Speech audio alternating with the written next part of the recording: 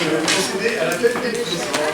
Jean-Marc Bertou, Suzanne Auguet, Pascal Vignon, Pierre Lafin, Cédric Chalon, Daniel Dargent, Michel Dongère, Alain Dupuis, Marion Le Petit-Galant, Jacques Girard, Jacqueline Berthier, Alain Cotin, Michel Mercier de Napouvoir à M. Chavagny, Nathalie Ponce, Patrick Corel de Napouvoir à Alain Dupuis, Marion Rochard devrait nous rejoindre, Patricia Blanc-Buis, Guillaume Benin, Marie-Lune Ballet a donné un pouvoir à Jean-Marc Bertou, Nicole Devise, Olivier Rada, Elisabeth Pagnal, Joël Girardet, Marius Chavagny, Anne Rimbaud, Pascal Gauchon, Mohamed Adjab, Gisèle Bisset.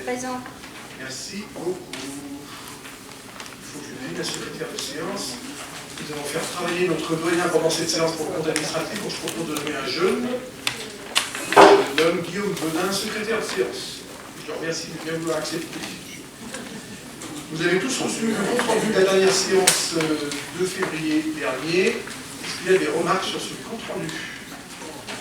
Il n'y a pas de remarques, je le mets en voix qui est d'avis d'adopter. Je vous remercie, est adopté à l'unanimité. Donc notre séance, qui sera la dernière séance de ce mandat, est principalement consacrée aux questions budgétaires. Nous avons débattu des orientations budgétaires le 2 février, et je vais tout de suite laisser la parole à Daniel Dargent, adjoint chargé des finances, pour présenter les comptes administratifs.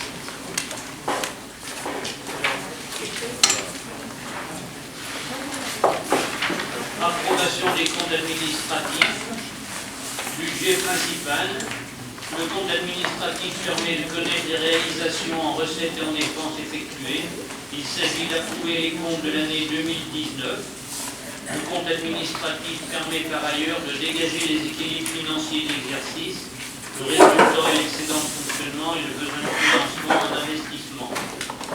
Il est proposé au conseil municipal d'adopter les comptes administratifs arrêtés comme suit, hors de la présence de monsieur le maire.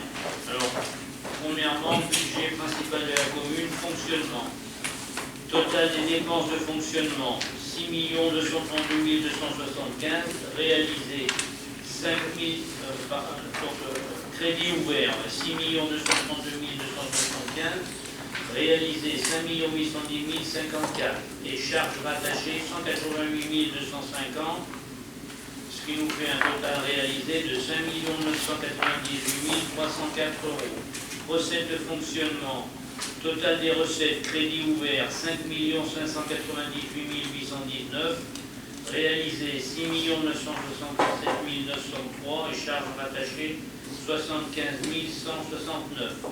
Ce qui nous fait un résultat de fonctionnement de 1 044 769, qui est un très très bon résultat, et l'excédent de fonctionnement reporté de 633 456, qui nous fait un excédent de clôture en fonctionnement de 1 678 225.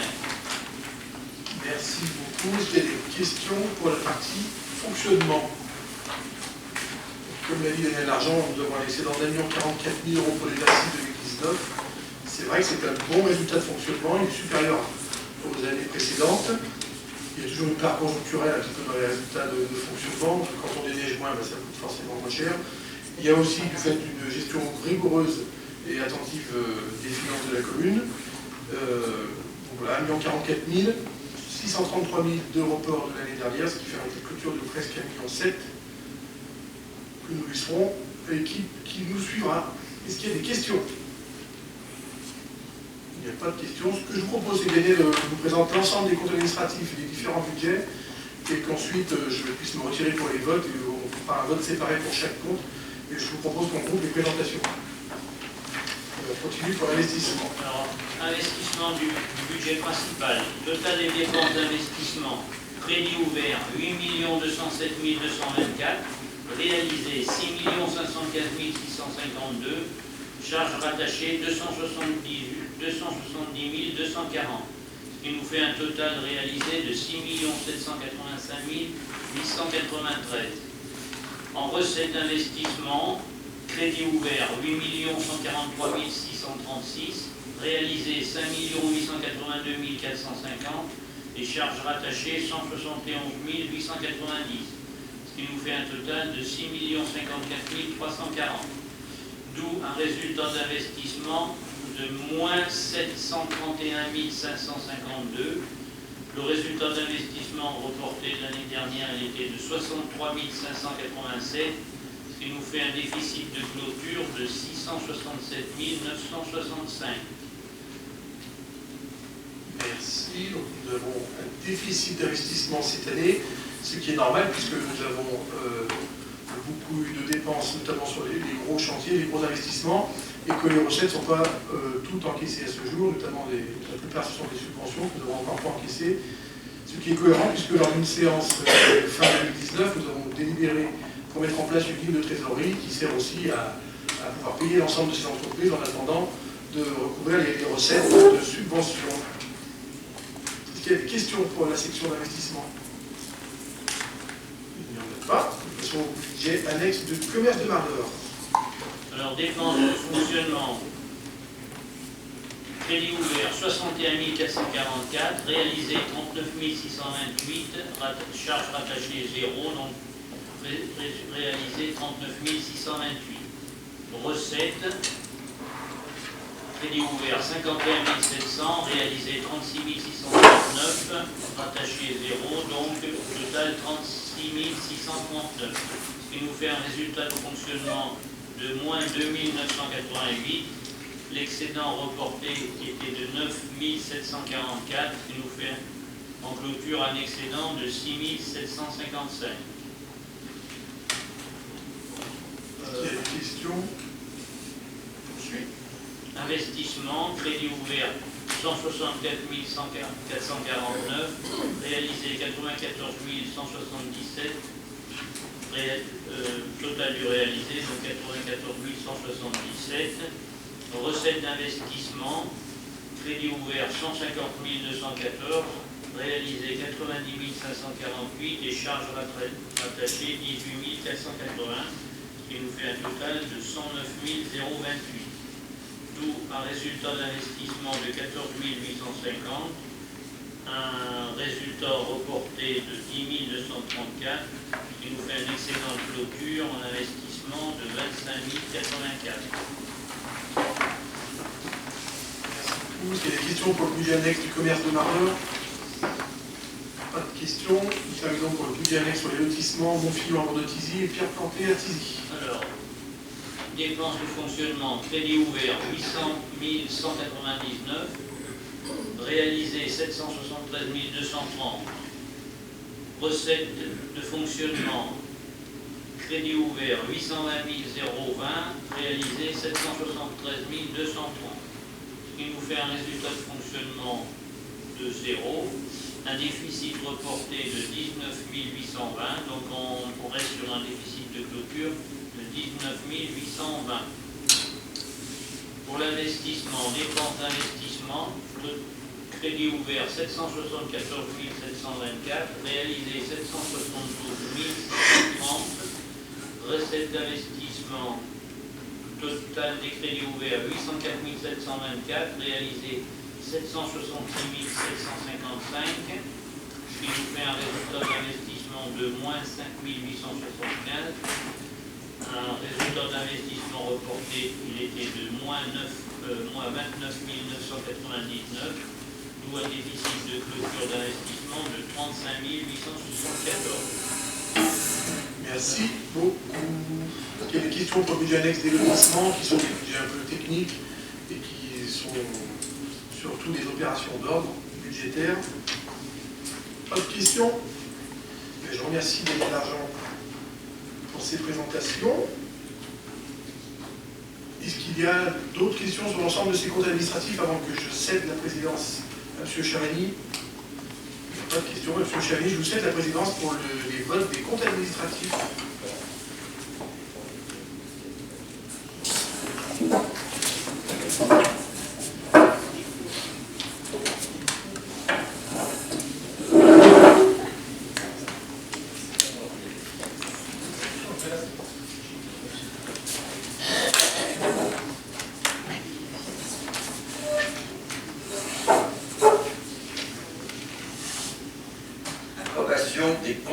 gestion 2019, budget principal, commune de Tizy-les-Bourgs, budget annexe, sommaire de Mardeur. Franchement, c'est pour ça, c'est ce que je viens de présenter qu'il faut. Oui, mais là, oui, d'accord. Parce que là, Là, c'est le suivant. Là. la vignette est en naufrage, c'est mal. Donc, le conseil municipal est invité à délibérer afin d'approuver les comptes administratifs établis par la commune de Tizy-les-Bourgs, budget principal et des budgets annexes pour l'exercice 2019, et d'autoriser monsieur le maire à signer tout document nécessaire. Alors, contre, abstention, pour, merci. Donc je vous remercie. Il en est de même pour l'équipe municipale qui, tout au long du mandat, a permis une santé financière excellente et qui a tenu le cap. La fiscalité n'a pas augmenté, les dépenses de fonctionnement ont été maîtrisées et les investissements ont été importants. La gestion financière n'est pas un long feu tranquille et demande du temps et de la rigueur. Donc on peut remercier aussi Sylvie Payon et Dominique Brilet. Voilà, merci. On peut aller chercher le document.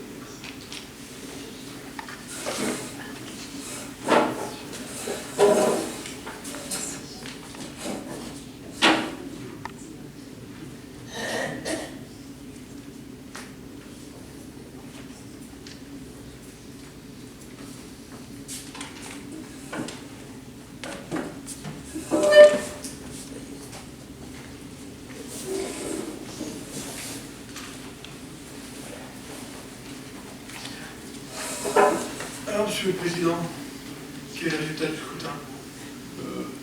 C'est Sylvie qui a tout fait. C'est une gestion rigoureuse. En tout cas, merci à tous de votre confiance. Merci à notre doyen Marius Chérény qui, tous les ans, est venu à cette place pour vous faire voter ce compte administratif. Il est resté doyen tout le long du mandat, nous avons tous un an de plus chaque année. Et en tout cas, je vous remercie beaucoup. Et je vais redonner la parole à Daniel Dargent pour vous présenter cette fois-ci les comptes de gestion. Alors, approbation des comptes de gestion des 3 budgets. Après avoir entendu et approuvé les comptes administratifs du budget principal et des budgets annexes de l'exercice 2009, considérant que l'exécution des dépenses et des recettes relatives à l'exercice 2019 a été réalisée par le receveur municipal de Tizy-les-Bourgs et que les comptes de gestion établis par cette dernière sont conformes aux comptes administratifs dressés par la commune, considérant que les comptes de gestion n'appellent aucune observation et aucune réserve, le conseil municipal est invité à approuver les comptes de gestion du trésorier payeur pour l'exercice 2019 et d'autoriser monsieur le maire à signer tout document nécessaire. Merci beaucoup. Donc, l'ordonnateur, le maire présente son compte administratif, le payeur, le trésorier présente le compte de gestion, ils sont identiques, c'est plutôt de bonnes nouvelles. Donc, c'est plutôt un rapport habituel. Des questions? Il n'y a pas de questions, je mets au voie les comptes de gestion du receveur qui est d'avis de l'adopter. Je les adopter. Je vous remercie beaucoup. Et maintenant que nous avons des résultats de fonctionnement, il faut les affecter, donc je laisse la parole à Daniel Dargent pour l'affectation des résultats. Alors, pour le budget principal, considérant que l'excédent cumulé de la section de fonctionnement du compte administratif s'élève à 1 678 225 pour l'exercice 2019, il est proposé d'affecter l'excédent cumulé de la section au budget primitif 2020 de la manière suivante. Résultat de fonctionnement. Alors, résultat 2019 excédent 1 044 769. Résultat antérieur reporté 633 456. Il nous fait un résultat affecté de 1 678 225. Solde d'exécution de la section d'investissement. Alors, le solde d'exécution, c'est un déficit de 569 614. Le solde des restes à réaliser, moins 98 350, ce qui nous fait un déficit de clôture de 667 960.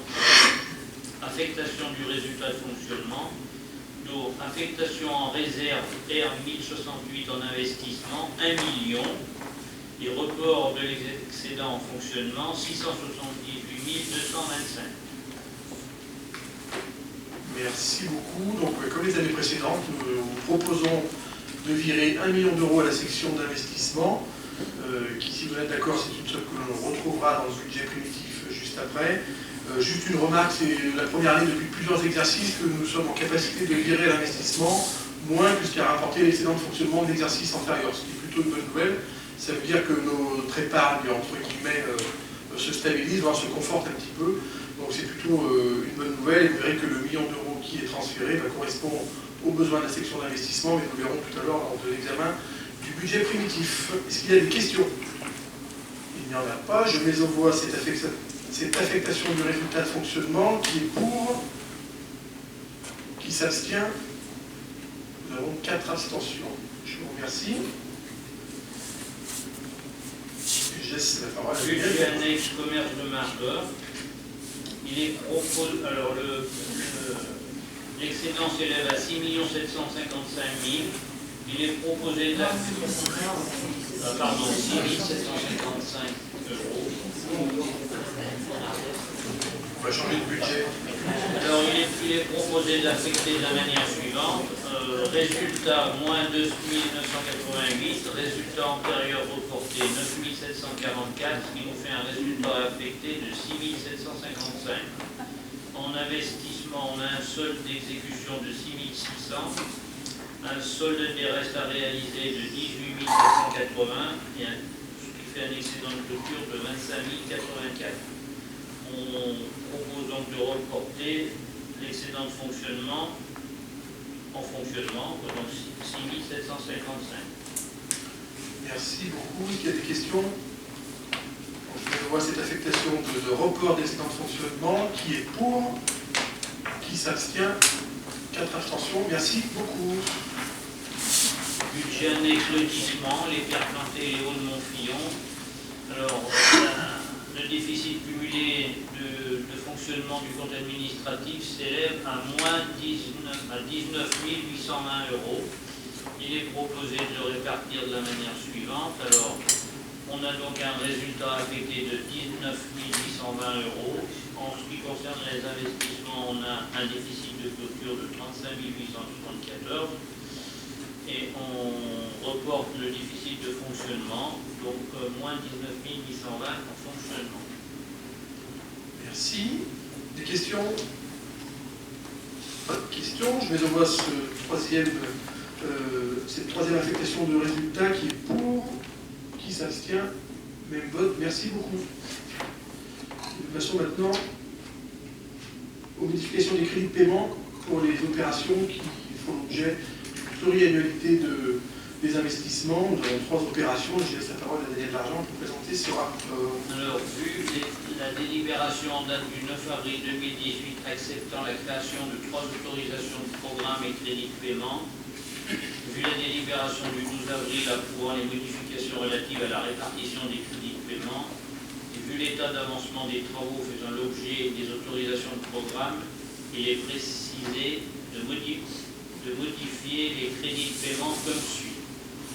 Alors, l'opération requalification du centre-bourg, montant initial du programme 3 800 000, consommé en 2018 1 161 377, consommé en 2019 1 394 401, d'où la proposition de répartition, 880 000 en 2020, 315 000, 880 000,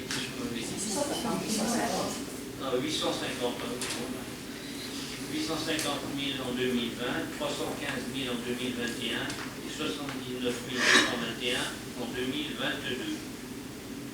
Pour le programme Foyer Résidence Autonomie, montant initial de l'autorisation 5 200 000. Consommé en 2018 1 307 427. Consommé en 2019, 2 505 210. Nous répartition du reste sur 2020 pour 1 387 372. Autorisation de programme offre des montants initial 1 200 000, consommé rien pour l'instant. Donc on reporte 500 000 en 2020, 350 000 en 2021 et 350 000 en 2022. Merci. Donc, je vous rappelle que la mise en place de ces autorisations de programme et crédits de paiement fait partie des recommandations de la Chambre générale des comptes lors du contrôle que nous avons eu dernièrement. Les autorisations de programme, c'est l'enveloppe prévue pour un projet sur plusieurs années. Les crédits de paiement, c'est ce qu'on affecte à un exercice en particulier. Alors, on le modifie chaque année parce que c'est un peu la limite de cette vision pluriannuelle, c'est qu'il faut toujours ajuster, les projets bougent aussi. Ceci dit, les enveloppes globales ne changent pas, les autorisations de programme ne changent pas. Simplement, on adapte les crédits de paiement en fonction de l'avancée des projets. Et comme des projets comme la résidence senior, c'est des projets qui ont évolué d'ailleurs depuis l'initiation de ce beau projet. Donc là, nous avons inscrit les crédits qui étaient nécessaires pour la bonne exécution de ces opérations. Est-ce qu'il y a des questions? S'il n'y a pas de questions, je mets au voie ce rapport qui est pour, qui s'abstient, 4 abstentions, merci beaucoup. Alors nous allons passer aux conventions de la soirée qui est l'examen des budgets primitifs. Je vous propose de prendre pour la section de fonctionnement ce document A3 pour suivre ce que Daniel Dargent va vous présenter.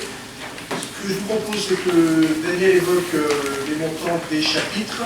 Par contre, évidemment, on s'arrêtera peut-être sur quelques-uns des articles en fonction des situations particulières. Et bien sûr, s'il y a des questions, n'hésitez pas à les poser quand vous le souhaitez pour que tout le monde puisse bien comprendre ce qui se dit. De l'argent, vous avez la parole. Alors, en ce qui concerne le budget principal, le budget s'équilibre en recettes et en dépenses. Alors, en dépenses de fonctionnement, en recettes et en dépenses, il est équilibré, donc c'est 6 149 967, et en investissement, 5 743 691. Alors, on va reprendre les grands chapitres. Alors, en ce qui concerne les charges à caractère général, on a 1 416 250. En ce qui concerne le personnel, 2 42 490. On va peut-être regarder le réalisé en même temps. Donc, je reviens sur les charges à caractère général. Réalisé 1 184 741 et on propose donc 1 416 250. En ce qui concerne... Est-ce que tout le monde suit? Donc, nous sommes sur le grand tableau, les chapitres sont des cases en grise, donc nous sommes pour l'instant sur le 0,11 et Daniel annoncera les grandes masses par chapitre, puis on reviendra sur quelques-uns des articles, mais c'est bien le grand document qu'il faut suivre et pour l'instant nous sommes plus sur les chapitres. Alors, le chapitre 012, charges personnelles et frais assimilés, on a un réalisé de 1 810 773 et on propose 2 42 490. En ce qui concerne le chapitre 14, l'atténuation de produits, on n'a rien. 22, dépenses imprévues, on a mis 50 000. Virement à la section d'investissement, 835 385. Et opération d'ordre de transfert entre sections, 550 000. Autre charge, alors le chapitre 65, autre charge de gestion courante, réalisé 1 170 562, proposé 1 141 100. Charge financière, réalisé 109 748 et proposé 105 742. Charges exceptionnelles, réalisées 6 209 et proposé 9 000. Ce qui nous fait bien un total de dépenses de 6 149 967. Merci les dépenses. beaucoup. Il s'agit des dépenses. Juste 2 ou 3 remarques sur certains des articles pour faire quelques précisions, puis s'il y a d'autres questions, n'hésitez pas à les poser. Vous voyez dans les chapitres 011, charge et caractère général, une ligne qui s'appelle entretien et réparation des bâtiments publics, qui est la ligne au milieu du tableau, qui est la plus haute du tableau. Pourquoi il y a une différence par rapport à ce qui était inscrit et même réalisé en 2019? C'est que nous avons eu affaire en 2018 et 2019 à beaucoup de sinistres dans nos bâtiments qui ont fait l'objet de réparations et aussi de recettes au niveau des remboursements d'assurance. C'est pour ça qu'il y a un écart plus un peu double entre ce qui était inscrit en 2019 et ce qui a été inscrit en 2020. Voilà ce que je voulais vous préciser. Sur la page d'après, vous avez la ligne 62 876, c'est marqué à un GFP de rattachement. Donc là, c'est des crédits qui sont inscrits qui ont à destination de l'accord dans le cadre de certaines compétences qu'elle exerce. Il était inscrit 18 000 € en 2019 et nous avons réalisé seulement 1694. C'est notamment dû au transfert des compétences informatiques de l'accord. Nous avons réinscrit cette année 18 000 € puisqu'il y a la gestion des RGPD, vous savez, des données personnelles qui sera mutualisée au niveau de l'accord. On ne connaît encore pas les montants. C'est pour ça que nous avons inscrit la même somme qu'en 2019.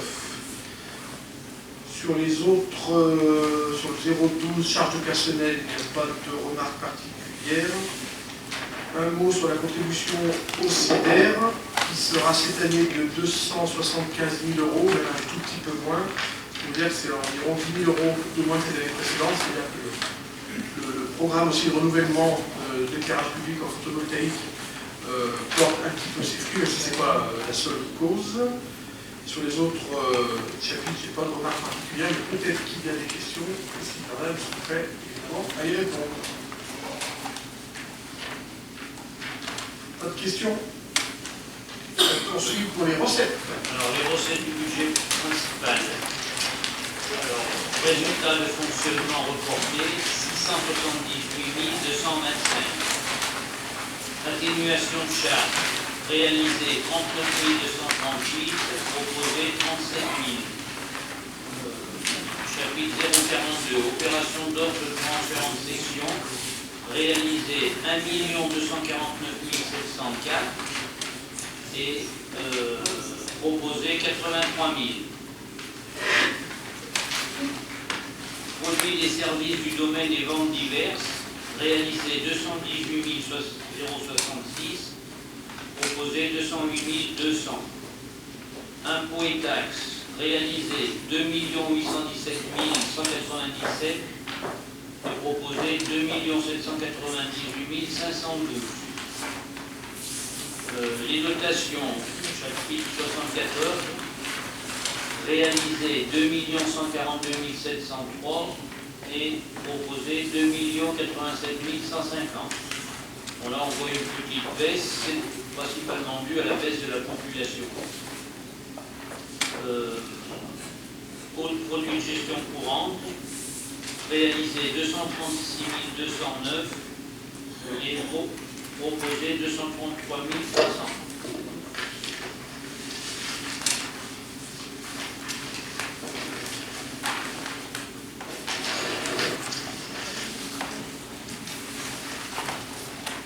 Alors, les produits exceptionnels, réalisés 180 744 et proposé 24 580, ce qui nous fait bien un total de 6 149 967.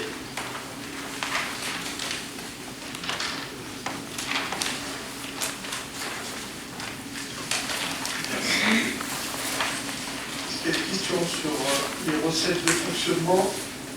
Comme Daniel Largent l'a dit, une légère baisse des dotations, même si elle est pas très significative, et plutôt une stabilité des recettes en 2020 par rapport à 2019.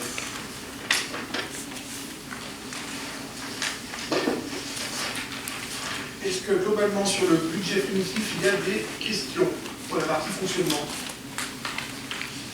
Avant que l'on passe à l'investissement.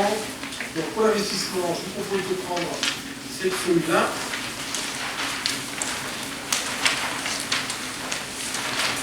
Sur la partie basse qui reprend à la fois les dépenses et les recettes. Et je laisse Daniel Largent poursuivre. Alors, en investissement, dépenses, On a déficit antérieur reporté 569 614. Je vais peut-être pas vous dire tous les chiffres, mais les plus importants. Remboursement du capital 375 000. Une écriture d'ordre pour le chapitre 041, 341 000. Après ça, on a les opérations une par une. Alors, la 101, bâtiment administratif, 11 433, la 102, 58 116, la 103, 13 200, les bâtiments scolaires, 66 500, les bâtiments, les équipements et les installations sportives, 77 441, les bâtiments culturels, 23 420, l'église et chapelle, 5 929, cimetière, 5 500, matériel mobilier logiciel, 192 717, acquisition immobilière, 370 000, travaux de sécurité, 12 567, travaux de mise aux normes, 62 456, opération d'urbanisme, 35 091, après je passe requalification centre-bourg, 679 650, foyer résidence senior, 1 912 490, études 29 806, aire de jeu 3100, offre de santé 350 000 et local jeune 50 000. Ce qui nous fait un total des opérations de 4 231 462. En ce qui concerne les recettes pour les opérations, on a travaux de mise aux normes 129 000.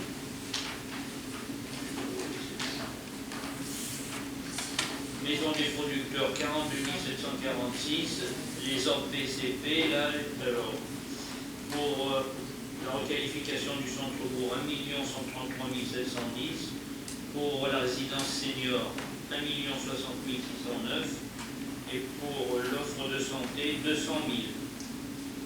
Au total, donc, des recettes par rapport sur les opérations, on a 2 566 210. Merci beaucoup. Est-ce qu'il y a des questions? Vous avez vu que les deux principales opérations qui se terminent cette année restent la résidence senior et les requalifications des bons centres, pour près de 2 millions pour la résidence et pour près de 700 000 euros pour les centres-bourgs. Donc c'est la fin des opérations qui aura lieu cette année pour ces deux-là, puisque le programme d'ensemble qui était intégré à l'appel à manifestation d'intérêt pour lequel on a été retenu en 2015 se termine. Donc voilà, cette année 2020 sera l'aboutissement des opérations lancées. C'est un budget à la fois en fonctionnement et en investissement qui est dans la continuité des précédents, sachant aussi que c'est aussi un budget de transition. Vous n'avez pas échappé qu'il y aura des élections municipales bientôt et que les choses ne sont pas figées. Nous allons faire en sorte de pouvoir continuer à fonctionner pour ce qui est de la partie de fonctionnement et puis surtout terminer les opérations en cours sur la partie investissement. Il appartiendra, si elle le souhaite, à la future Assemblée de corriger ce budget par des modifications ou par un budget supplémentaire. En tout cas, voilà, ce qui est important à retenir, c'est que 1 million d'euros ont été transférés de par l'excédent des exercices précédents. Et dans la construction du budget de fonctionnement, vous avez également 835 000 euros qui sont prélevés dès la construction du budget pour aller financer aussi l'investissement. Et donc c'est les deux principales recettes que vous trouvez aussi en partie investissement sur le haut du tableau. Donc 1 million à l'affectation du résultat et 835 000, c'est ce qu'on prélève déjà en fonctionnement dans la construction du budget, ce qui fait qu'on finance l'investissement sans difficulté. Et sachant que les subventions que nous solliciterons cette année et qui ne sont pas encore obtenues ne sont pas inscrites, bien évidemment, à ce budget. Est-ce qu'il y a des questions? S'il n'y en a pas, je vais mettre au vote ce budget primitif en fonctionnement et en investissement. Qui est pour? Qui s'abstient? Nous avons 4 abstentions. Merci beaucoup.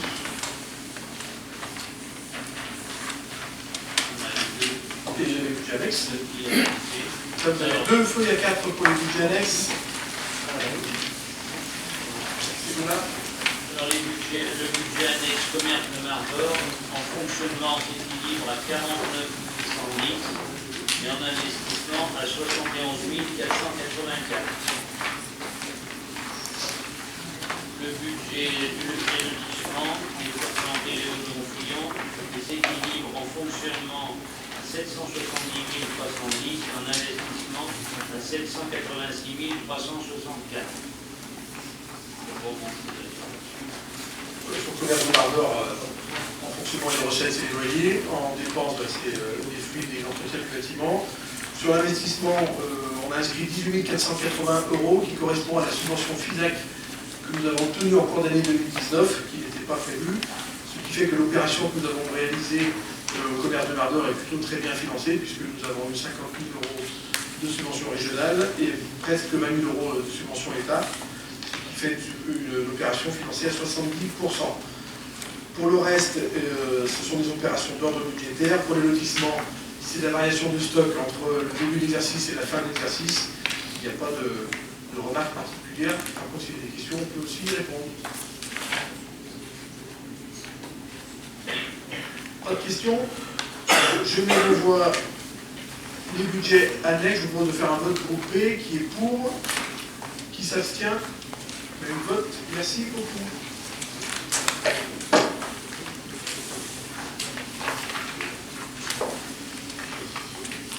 Il faut maintenant que nous votions les taux d'imposition.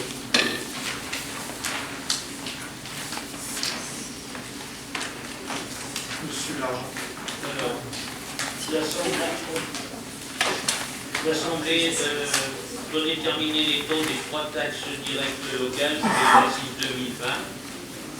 Il est proposé aux membres du Conseil de ne pas procéder à une augmentation des taux d'imposition et par conséquent de maintenir les taux, ceux de 2019, qui s'établissent comme suit.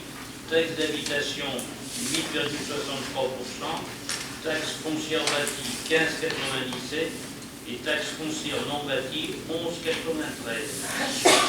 C'est ce qu'on avait vu lors du DOE. Oui. Et donc, c'est ce que nous avions engagé lors du débat d'orientation budgétaire de la dernière séance. On propose cette année, dans la continuité des années précédentes, de maintenir les taux tels qu'ils sont, sachant que ce sont des taux qui restent encore très bas, notamment si on les compare à les communes de la strate de la nôtre. Vous avez vu dans le budget de fonctionnement que les impôts et taxes rapportent 1 500 000 € au budget, ce qui est à la fois beaucoup et peu. Et c'est, en tout cas, c'est une volonté de notre part de proposer de maintenir ces taux-là. Et je vous rappelle qu'ils sont à ce niveau depuis janvier 2013. Des questions? Pas de questions. Je vais voir ce rapport qui est pour. Je vous remercie.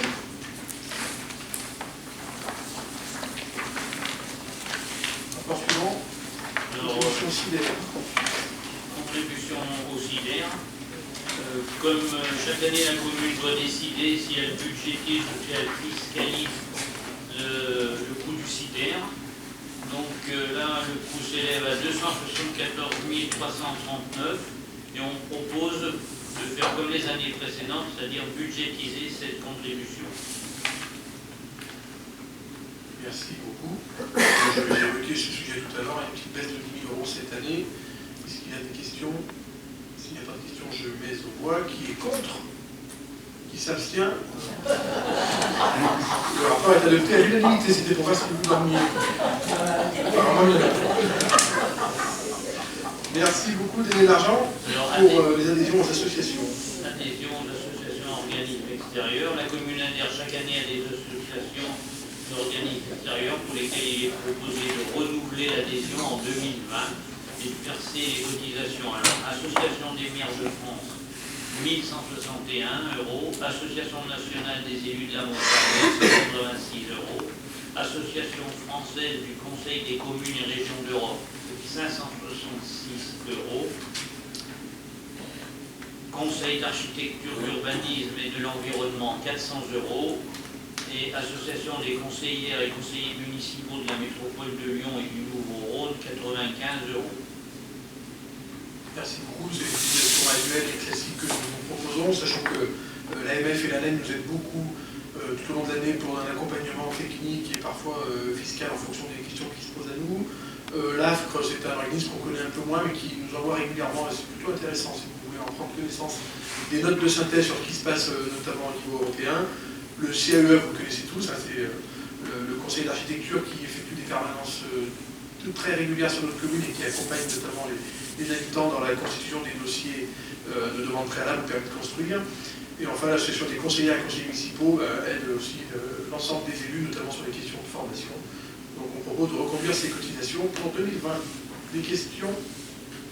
Pas de questions, je les vois. Qui est pour?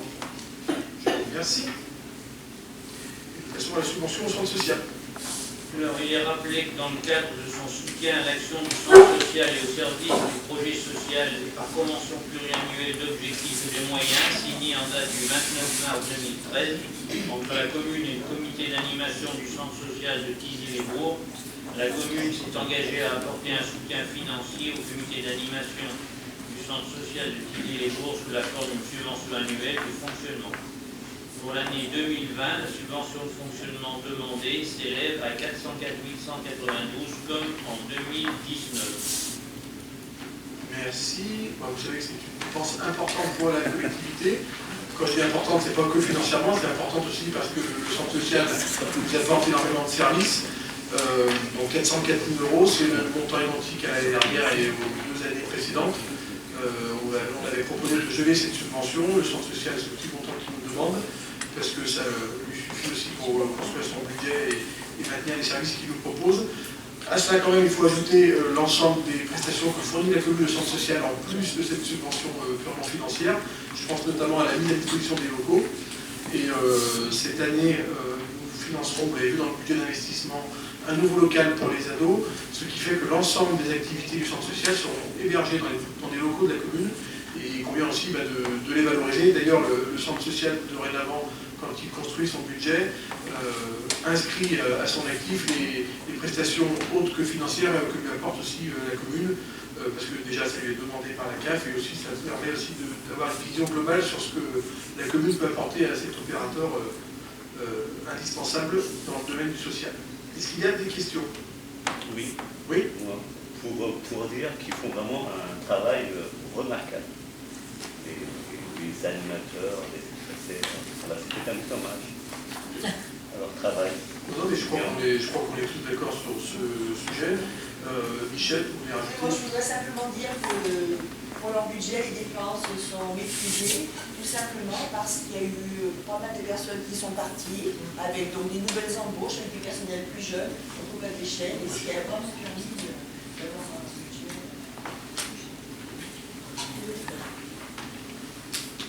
Merci beaucoup. Est-ce qu'il y a d'autres interventions? S'il n'y en a pas, je mets au voie cette subvention de 404 192 €. Qui est pour? Je vous remercie beaucoup. Alors, la participation de la commune aux fournitures pour le groupe scolaire privé. Alors, chaque année, une somme forfaitaire est allouée aux écoles maternelles et primaires publiques de la commune pour les fournitures scolaires, et ce même avantage est étendu aux enfants des écoles privées.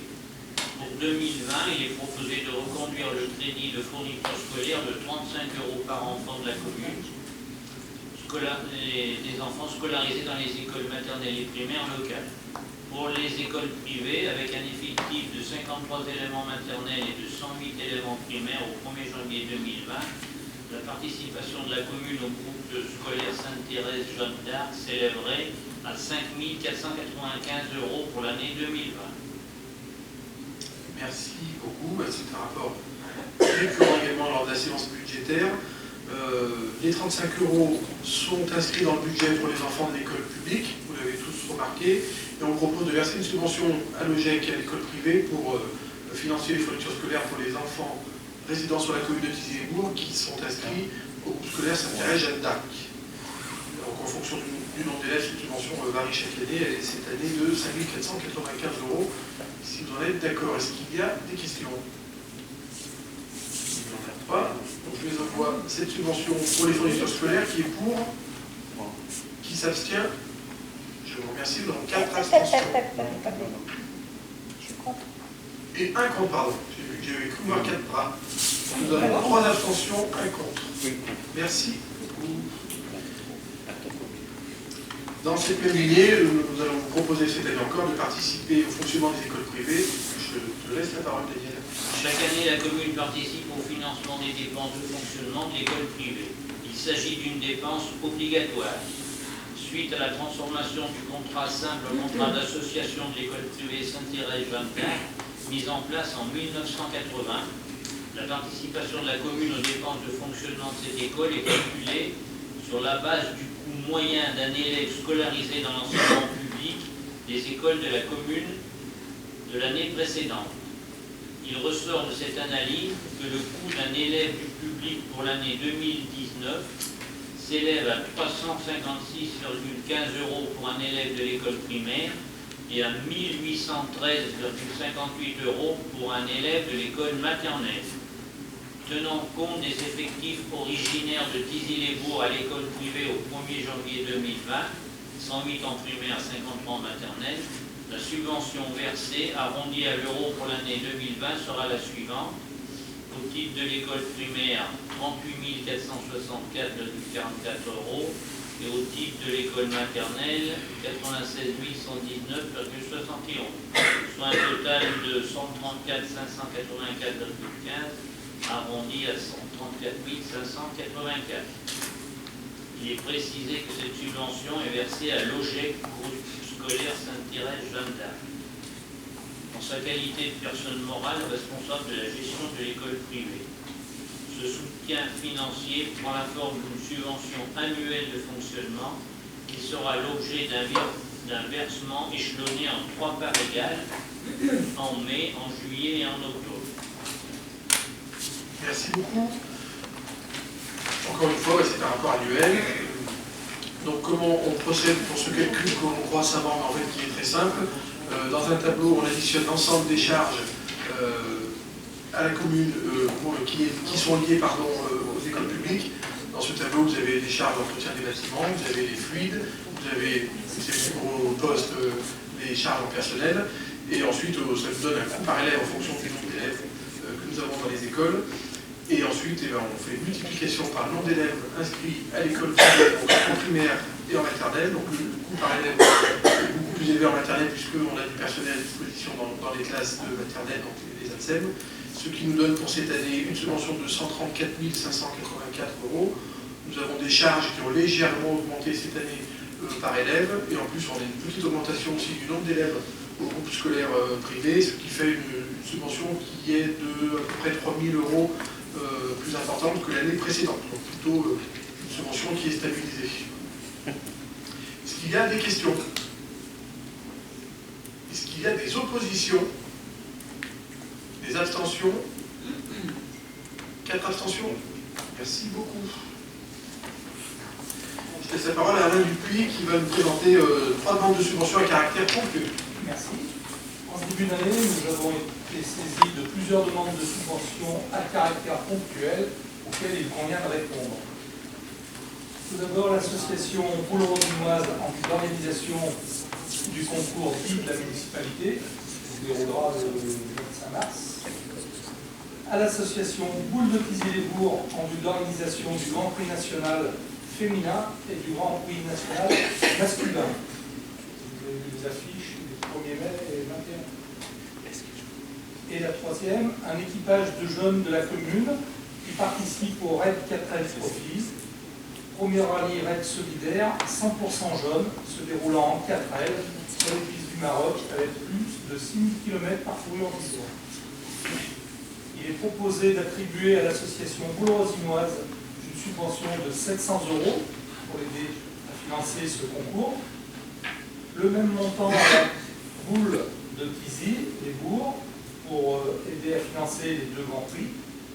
Et enfin, une subvention de 250 € à l'équipage de Thizy-les-Bourgs pour participer au 4L Trophy. Le conseil municipal est invité à délibérer afin d'attribuer ces 3 subventions. Préciser que les crédits sont inscrits au budget principal 2020, chapitre 65, nature 6574, fonction 025. Merci beaucoup. Est-ce qu'il y a des questions sur ce rapport? Donc, pour votre information, il y a une nouvelle société qui s'est créée sur la commune, qui est le fruit en fait de la fusion de deux anciennes sociétés sur la commune déléguée de Tizy. Donc la boule amicale dont le siège était au bistrot chez Jeannette, et la boule tizienne dont le siège était au boulodrome. Donc ces deux structures ont décidé de fusionner pour redynamiser un peu le sport boule sur la commune, ce qui est plutôt une bonne chose. Ils ont dès cette année des projets de concours, et on propose ce soir de les accompagner à la même hauteur qu'on accompagne la boule ronsinoise pour son concours annuel de la municipalité, par un montant de 700 €. Donc pour la troisième subvention, elle correspond aussi à une subvention qu'on avait attribuée l'année dernière à un groupe de jeunes de la commune qui avait participé à un raid aussi humanitaire plutôt dans les pays de l'Est cette fois-ci. Donc là, nous avons deux jeunes qui participent au Castel Trophy. Nous proposons le même montant que nous avions attribué aux jeunes de l'année dernière pour que tout le monde soit traité de la même manière. Des questions? S'il n'y a pas de questions, je mets au voie ces trois subventions. Qui est pour? Je vous remercie beaucoup. Daniel Largent reprend la parole pour un rapport très technique. Alors, amortissement des immobilisations, fixation des durées. À la suite d'une remarque faite par les services du Trésor public concernant l'amortissement de certaines immobilisations, il est proposé aux membres du conseil municipal d'ajouter au tableau récapitulatif des durées d'amortissement 6 juin. Alors, on a le document là-dedans. Et donc, il est proposé les indications comptables suivantes. Le compte 21 531 réseau d'adduction d'eau et le compte 21 534 réseau d'électrification, de fixer à 10 ans la durée d'amortissement des immobilisations. Est-ce que... Bon, c'est très technique. Il nous est arrivé déjà de modifier ce tableau des amortissements en fonction des demandes du receveur et qui ne sont pas toujours les mêmes en fonction de la personne qui est là en poste à la trésorerie. Donc on s'adapte à ce que nous demande le trésorier, c'est par rapport à la technique. Il y a des questions? Il n'y a pas de questions, je vais le voir. Qui est pour? Qui s'abstient? Qui est contre? Je vous remercie, il est adopté à l'unanimité. Le rapport suivant concerne une garantie d'emprunt qui avait été accordée au centre hospitalier intercommunal de Tizy pour la ville par la commune de Tizy en 2004. L'hôpital avait emprunté 2,7 millions à cette époque-là. La commune de Tizy s'était alors engagée à garantir cet emprunt à hauteur de 405 000 €.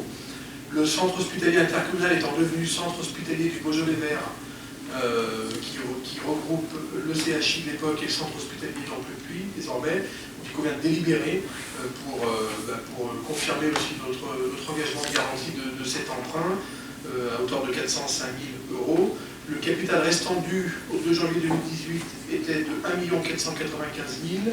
Il est à ce jour de 1 251 000 €. Monsieur Adja, vous m'avez posé la question en commission des finances sur les conditions d'emprunt de l'hôpital, donc qui a emprunté donc, en 2004 avec un début d'effet en 2007. Donc les 2,7 millions empruntés sont effectués au taux effectif global de 3,41%. Et on ne peut pas faire mieux, en moins. Alors on peut toujours faire le moins, sauf que ça ne dépend vraiment pas de nous, sachant que c'est des taux qui peuvent aussi varier chaque année, c'est des taux variables. Mais en tout cas, il était au départ de 3,95, il est aujourd'hui de 3,41. C'est quoi le nombre d'années? L'emprunt se termine en 2030. D'accord. C'est pour ça qu'il reste encore... Il reste encore 1 200 000 et quelques mille euros. Après, il appartient à l'établissement de gérer sa dette comme nous l'entendons. Il y a des démarré en 2007. Et la déclaration de la commune de Tizy date de 2004. Est-ce qu'il y a des questions?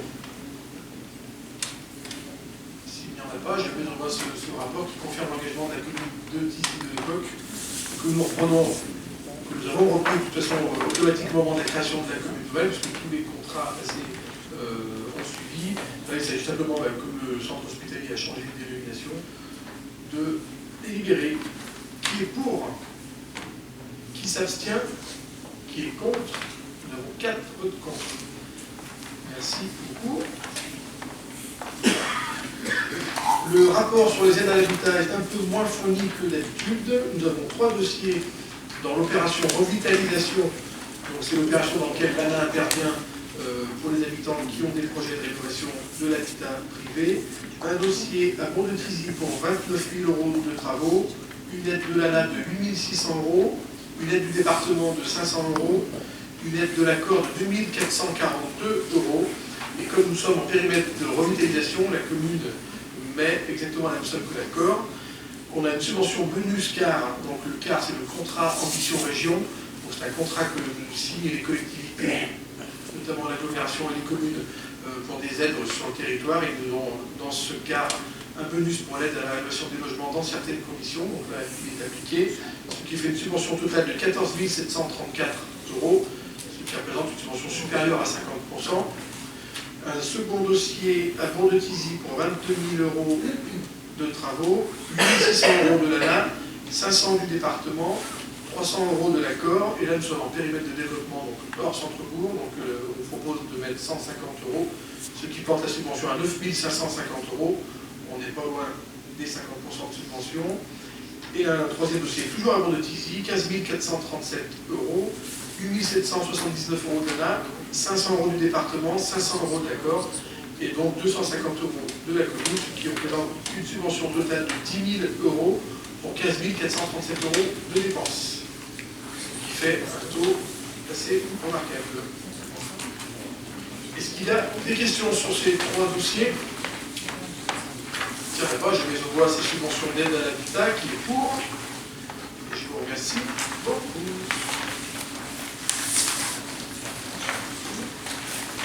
Nous avons une mise à jour du tableau des effectifs à faire, deux modifications, pardon, qui sont un peu minimes. Dans la filière technique, nous avons la transformation d'un emploi d'agent technique qui passe de 22 à 23 heures, et toujours dans la filière technique, un agent qui passerait de 20 à 22 heures. Une modification assez simple, s'il y a des questions. Donc, on voit ce rapport qui est pour. Et je vous remercie beaucoup. Et bien, nous arrivons déjà au dernier rapport. Je laisse la parole à Jean-Marc Berthoud. Ce dernier rapport concerne la convention avec l'ACOR. Il s'agit d'une prise en charge par l'ACOR du coût des extensions des réseaux dans la ZAE des Portes du Beaujolais. Le cadre de l'installation des entreprises sur les terrains de la ZAE des Portes du Beaujolais, zone des Granges, les terrains vendus doivent être viabilisés avec notamment l'extension du réseau Enedis pour le raccordement électrique des projets suivants. PC, SASU, Vipol 1, ce sont les établissements La Rojale, et le permis de construire SAS Kena Workshop, couleur agencement. Il s'agit d'une entreprise d'agencement intérieur qui fait des cuisines, des placards, à la fois pour les particuliers ou pour différents magasins, et qui, je crois, est actuellement situé en Publi. Lors de l'instruction des permis de construire, Enedis a estimé le coût de ces travaux à hauteur de 14 457 € hors taxe. 5 581 pour Vipol et 8 875 pour Kena Workshop. Les superficies des terrains sont de 4 000 m² pour le premier, 4 300 m² pour le deuxième. Il est clairement précisé que ce coût correspond à l'extension du réseau public, du réseau existant à la parcelle du projet, et non pas au raccordement d'un bâtiment au réseau. Le point de livraison sera construit par les finances des entreprises. Il indique que le montant définitif sera connu à l'issue des travaux. Ces travaux seront facturés par Enedis directement à la commune de Thizy-les-Bourgs. Et pour permettre la prise en charge, remboursement de ces frais par l'accord, qui s'est porté volontaire pour cette compétence, il est nécessaire d'établir une convention entre l'accord et la commune. Ce qui fait que le conseil municipal aujourd'hui est invité à délibérer pour décider et approuver la signature de cette convention entre l'accord et la commune de Thizy pour l'extension des réseaux publics, de décider d'autoriser le maire à signer cette convention et de mandater M. le maire pour signer tout document nécessaire. C'est une convention qui est très très brève, très claire, très précise, et automatiquement le paiement par l'accord de cette somme à la commune mettra fin à la convention que nous demandons l'autorisation de signer. Merci beaucoup. Donc, on rappelle que les extensions de réseau dans certaines conditions sont à la charge de la commune. Et comme il s'agit de développement économique et que c'est l'accord qui exerce cette compétence, on passe une convention avec elle pour qu'elle nous rembourse les frais afférents à cette extension de réseau. Est-ce qu'il y a des questions? Questions? Je mets au voix qui est pour, qui s'abstient, qui est contre. Donc il est adopté à l'unanimité, je vous remercie beaucoup. Vous avez dans votre pochette les décisions que j'ai prises au titre de l'article 2122-22 du Code général des collectivités territoriales. Je vous remercie de bien vouloir m'en donner acte. Est-ce qu'il y a des adjoints, des maires délégués ou des élus qui souhaitent intervenir? Pas d'intervention. Bien sûr. Bien sûr.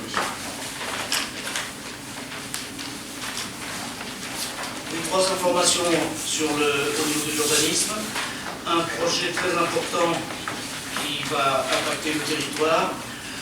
L'accord a décidé de mettre du rythme à un dossier dont vous avez entendu parler, qui est un projet d'unité de méthanisation. Et l'objectif est de terminer fin 2020 la première étape de tout ce qui est implantation, étude des sols, les permis, les autorisations. Un comité de pilotage va être mis en place et une réunion mensuelle est prévue à partir du mois de mars. Un site a été retenu définitivement, il est à requalifier. Il s'agit de l'ancienne station d'épuration, route de Régny à Tizy-les-Bourgs. C'est un site qui est suffisamment grand, qui est facilement accessible et proche des réseaux. Une convention avec les agriculteurs va être signée, puisque l'objectif de cette unité de méthanisation, c'est de procurer des revenus supplémentaires aux agriculteurs. Le gaz produit sera injecté directement dans les conduites de GRT. La technique qui est retenue est la technique dite de voie sèche. L'objectif est de valoriser les déchets locaux, de retenir un plan d'épandage. Et l'objectif final, c'est la mise en service en 2022. C'est un dossier très important pour notre territoire. Deuxième information, pour le PLU, vous savez que nous avions déjà voté pas mal de choses au niveau des modifications et des révisions. Tous les dossiers sont en cours actuellement et suivent un rythme tout à fait normal. Le dossier le plus difficile, c'est celui de la révision numéro 1 pour l'extension de la scierie Boissif, puisqu'il y a un enjeu filière bois et puis un enjeu également d'environnement important. La modification numéro 1, c'est celle de la route de Régny par rapport à l'accord avec des extensions pour les entreprises. Dans cette modification numéro 1, je vous rappelle que nous avons intégré le terrain d'Anjou que nous transformons en UX pour l'économique. Et nous avons également intégré dans cette modification numéro 1 tout ce qui concerne l'aménagement de transformation agricole en habitation. Et enfin, la révision numéro 2, je vous rappelle que c'est celle du tonnelier à Mardor. C'est une qui avance le plus vite, puisqu'il s'agit d'un aménagement d'un artisanat local. Et puis, sans vous abreuver de chiffres, simplement les grandes tendances de l'urbanisme 2019, des choses qui pourraient être utiles pour répondre à différentes questions de la population. On a eu une baisse au niveau du nombre de dossiers de permis de construire. Ça s'explique de différentes manières, dans la mesure où il y a eu en 2018 une très forte année de lotissement. Et puis on a eu également cette année énormément d'aides efficaces pour des rénovations. Il y a eu beaucoup plus de hausse de rénovation et puis des ventes avec des achats sur l'ancien. Pour avoir des chiffres précis, ils sont à notre disposition en mairie de Tizy. On était à 35 permis de construire l'année dernière, on est passé à 27. Deuxième grande tendance, c'est les déclarations préalables de travaux. On a aussi bénéficié des hausses de rénovation, énormément, 23 ravalements de façade, des panneaux photovoltaïques, des remplacements de menuiserie. Là, il y a énormément de travail et ça prouve que les informations sont données puisque ces déclarations préalables se multiplient. Pour les certificats d'urbanisme, nous sommes passés au bureau d'urbanisme de 152 à 190. Énormément aussi de demandes dans ce domaine-là. Nette augmentation également des renseignements d'urbanisme. Nous avions traité l'année dernière 321 dossiers. Nous en avons traité cette année 415. Et puis on a eu également des déclarations d'intention de commencement de travaux. Vous avez vu que sur la commune de Tizy-les-Bourgs, il y avait énormément de travaux, ce qui fait que là, nous sommes passés de 183 à 250. Et puis pour terminer, les déclarations d'intention d'aliéner, énormément de ventes également sur la commune, puisque puisqu'on est passé de 85 à 100 au niveau des DIA. Et dans le domaine agricole, ça s'est stabilisé. On avait 45 ventes en 2018, on est 45. Les maisons, les bâtiments, les terrains en zone urbaine ont augmenté et c'est resté stable dans le domaine agricole. Merci. Merci beaucoup. Vous avez tous ces chiffres dans le débat d'orientation budgétaire aussi que nous avons voté le mois dernier. En tout cas, merci beaucoup Jean-Marc pour toutes ces précisions. Est-ce qu'il y a d'autres interventions? Oui, Marion. Rajouter une petite chose. Donc le printemps des poètes se tiendra à la bibliothèque André Lachat à Beauvaisis cette année, avec comme thème le courage. Donc c'est l'écritoire d'Estieux qui vient. Donc une année c'est Tizi, une année c'est bon. Voilà, cette année c'est la bibliothèque André Lachat. Merci beaucoup. D'autres interventions? Est-ce qu'il y a des questions diverses? Il n'y a pas de... Ah si, il y a des questions diverses. Question pratique, comment est l'ouverture des cimetières? Parce qu'aujourd'hui à la chapelle, à midi, c'était fermé. Qui s'en occupe et... Alors, si je ne me trompe pas, je crois qu'il y a un fonctionnement un peu propre à chaque commune déléguée. Il y a quelqu'un qui ouvre. Bon, la petite porte du côté est ouverte, mais la grande porte était fermée à clé. Ah bah là, elle est fermée. Hein. En général, il est ouvert. Mais j'ai pas pris. Oui, non, mais... Elle est fermée à clé. Hein. Ouais. On va la rouvrir. Bon, il y a la petite porte du côté. Il n'y a pas des travaux, il n'y a pas fait des travaux sur les marches. Non, mais ils avaient fermé la porte pour pas... Que j'en passe. Les gens passent... On va regarder là. Non, parce que en général, enfin, je dis pas souvent, c'est tout le temps ouvert. C'est peut-être aussi une entreprise de Marois qui a fermé un partant, ou une entreprise locale de Marais-Clé. On ira acheter un œil et on ouvrira cette porte.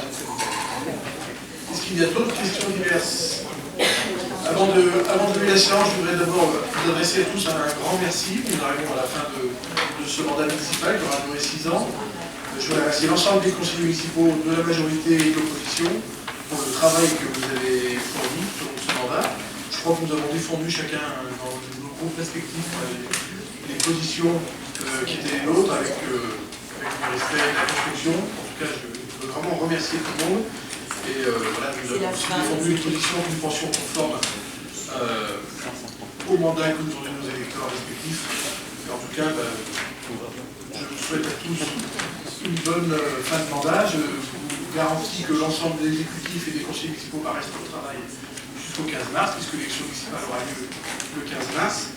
Je voudrais dire un petit mot aussi pour remercier l'ensemble de nos collaborateurs à travers notre directrice générale des services et l'ensemble des personnels de Civibourg que je souhaite remercier aussi ce soir pour leur travail, car c'est aussi eux qui font avancer nos projets, et sans eux, rien ne serait possible.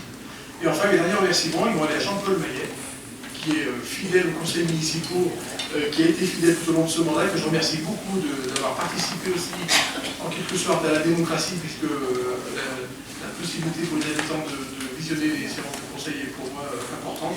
En tout cas, un grand merci Jean-Paul, et nous avons un petit présent à notre frère, peut-être que quelqu'un peut aller le chercher.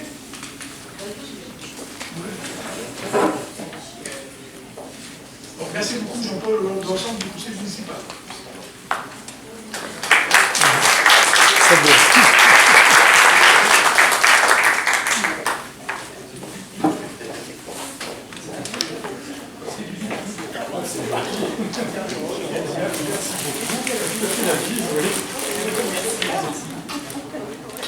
Merci à tous.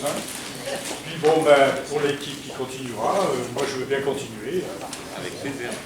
Merci pour la séance est levée, je vous remercie beaucoup.